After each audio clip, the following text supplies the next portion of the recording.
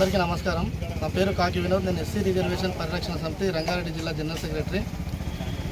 ఈరోజు 133వ అంబేద్కర్ యొక్క జయంతిని సందర్భంగా ఇక్కడికి వచ్చినటువంటి వారికి అందరికీ ఉదయపూర్వక శుభాకాంక్షలు తెలియజేసుకుంటూ, డాక్టర్ బాబాసాహెబ్ అంబేద్కర్ గారు 1891 కంటే ముందు ఈ దేశంలో కబంధ హస్తాల కింద నలిగిపోతున్నటువంటి సమాజం మనది.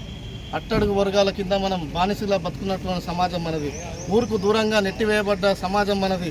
మూతికి ముంత, నడుముకు తాటాకు, చేతులకు గంట పెట్టి ఆ రోజులు ఉన్నటువంటి పరిస్థితులలో 1891 ఏప్రిల్ 14న మహారాష్ట్ర రత్నగిరి జిల్లా అంబవాడ అనే గ్రామంలో ఈ మహానుభావుడు జన్మించడం జరిగింది.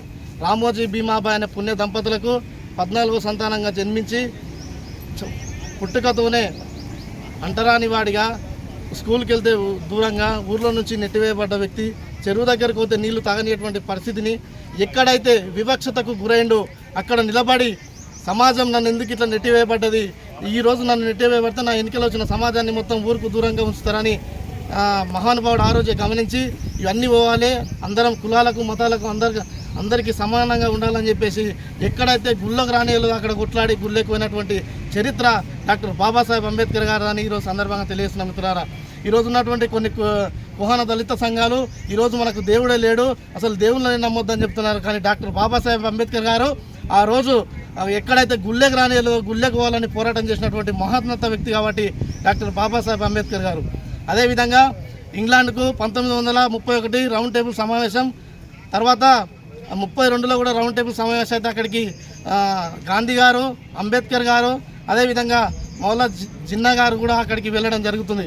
అక్కడికి వెళ్ళిన తర్వాత అక్కడ ఉన్నటువంటి వారికి ఒక వ్యవస్థను ఏర్పాటు చేసి వాళ్ళు అందులో ఉండే విధంగా చూసుకుంటారు. అదేవిధంగా ఆ రోజు రౌండ్ టేబుల్ సమావేశం అయిన తర్వాత నైట్ రెస్ట్ తీసుకుంటుంటే అక్కడికి ఉన్నటువంటి జర్నలిస్టులు కొంతమంది అక్కడికి వెళ్ళి ఇక్కడికి గాంధీ గారు వచ్చారు, అంబేద్కర్ గారు వచ్చారు, జిన్నా గారు వచ్చారు, మీరు ఎక్కడున్నారో చూద్దామని చెప్పేసి వాళ్ళు పడుకునే స్థావరం దగ్గరికి వెళ్తే 10 గంటల సమయంలో గాంధీ దగ్గరికి వెళ్తే ఆయన నిద్రపోయి ఉంటాడు. అదేవిధంగా 11:30 మధ్యలో జిన్నా దగ్గరికి వెళ్తే ఆయన నిద్రపోయి ఉంటాడు. కానీ అర్ధరాత్రి 2 గంటల రాత్రి కారు మబ్బులు కమ్ముకున్నటువంటి రోజులు అవి. గబిలాలు తలలు కిందిగా వేలాడుతున్నటువంటి సమయం అది. అప్పుడు అంబేద్కర్ గారి దగ్గరికి వెళ్ళి, ఏందయ్యా గాంధీ గారు పడుకొని ఉన్నారు, మీరు ఇంకా పుస్తకాలు చదువుతున్నారు, జిన్నా గారు కూడా పడుకొని ఉన్నారు అంటే వాళ్ళ సామాజిక వర్గాలు మా దేశంలో బాగున్నాయి కాబట్టి వాళ్ళు నిద్రపోయారండి. అదేవిధంగా జిన్నాకు సంబంధించిన సామాజిక వర్గం కూడా బాగున్నారు కాబట్టి నిద్రపోయారు. కానీ నా సమాజం మొత్తం, నా జాతి మొత్తం అంటరానితనం, అస్పృశ్యతతో చాలా బాధపడుతుంది.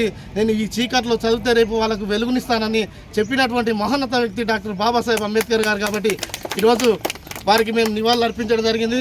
ఎక్కడ మీరు రాజ్యాంగానికి తూట్లు పరచాలని ఏ కుల నాయకులు, ఏ కుల సంస్థలు కూడా మీరు ప్రయత్నం చేస్తే ఎస్సీ రిజర్వేషన్ పరిరక్షణ సమితి ఉందని మర్చిపోవద్దని కూడా ఈ సందర్భంగా మీకు తెలియజేస్తున్నా. ఎందుకంటే అంబేద్కర్ గారు బౌద్ధాన్ని, ఈ దేశంలో ఉన్నటువంటి సిక్కులను, హిందూ దళితులను, బౌద్ధులకు మాత్రమే రిజర్వేషన్లు కల్పించినటువంటి మహోన్నతమైన వ్యక్తి. ఒకవేళ మీరు క్రైస్తవులుగా మారితే బీసీ తీసుకోమని చెప్పారు, అదేవిధంగా మీరు ముస్లిం మారితే బీసీ తీసుకోమని చెప్పారు. కానీ మీరు అందులో ఉంటే ఈ రిజర్వేషన్ ఫలాలు పొందాలని చూస్తే ఎస్సీ రిజర్వేషన్ పరిరక్షణ ఖచ్చితంగా ఖండిస్తుంది. ఎక్కడ జరిగిన అన్యాయాన్ని అక్కడ వ్యతిరేకిస్తామని చెప్పి తెలియజేస్తూ ఈ వేదిక ఇచ్చినటువంటి పెద్దలకు మరోసారి ధన్యవాదాలు తెలియజేసుకుని ముగిస్తున్నాను. జై భారత్.